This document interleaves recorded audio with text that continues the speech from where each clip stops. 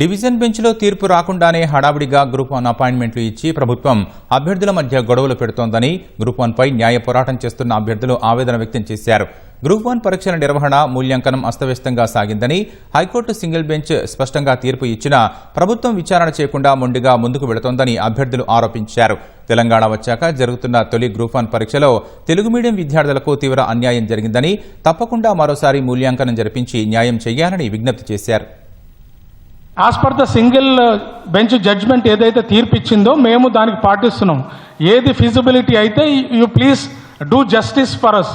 మాకు October 15th judgement అయితే వస్తుంది అనేసి మేము ఉన్న ఆశతోని మాకు ఇక్కడ న్యాయం జరగకుంటే మేము ఫైనల్లీ సుప్రీంకోర్టు డోర్స్ వరకు వెళ్తామండి. ఎనీ అపాయింట్మెంట్ ఆర్డర్ ఈ సబ్జెక్ట్ టు ఫైనల్ జడ్జ్మెంట్ అని చెప్పినాక కూడా ఎందుకు అపాయింట్మెంట్ ఆర్డర్స్ ఇచ్చిండ్రు? మీ ఇచ్చిన తొందరలో మెయిన్ స్పెల్లింగ్ మిస్టేక్ చేసిండ్రు అండ్ అగెయిన్స్ స్పెల్లింగ్ మిస్టేక్ కూడా రాదా? ఇది ఒక కాన్స్టిట్యూషనల్ ఇండిపెండెంట్ బాడీ కదా. మళ్ళీ ఈ రిజల్ట్ డిక్లేర్ చేయడంలో ఉన్న అతి ఉత్సాహం జాబ్ క్యాలెండర్ ప్రకటించడంలో ఎందుకు లోపించింది? ఎవరైతే ఏళ్ల తరబడి నుంచి ప్రిపేర్ అవుతున్నారో వాళ్ళకి మీరు ఏం న్యాయం చేసినట్టు? ఈ 563 మెంబర్స్ సెలెక్ట్ అయిన క్యాండిడేట్స్ అందరి ప్రిలిమినరీ హాల్ టికెట్ పెట్టాలని మేము ఈ వేదిక నుంచి తెలంగాణ సమాజానికి డిమాండ్ చేస్తా ఉన్నాం. టీడీపీఎస్ని డిమాండ్ చేస్తా ఉన్నాం.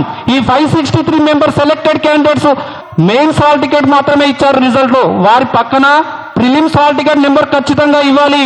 ఇచ్చినప్పుడు మాత్రమే మీ ట్రాన్స్పరెన్సీ నిరూపించుకోండి. అర్ధరాత్రి అండి గ్రూప్ 1 రిజల్ట్స్ రిలీజ్ చేయడం. మేము మా జీవితాలు ఖరాబ్ చేసుకున్నామండి ఓన్లీ గ్రూప్ 1 నమ్ముకొని. ఏంటండి ఏం రిజల్ట్ అండి? ఇంత న్యాయమా?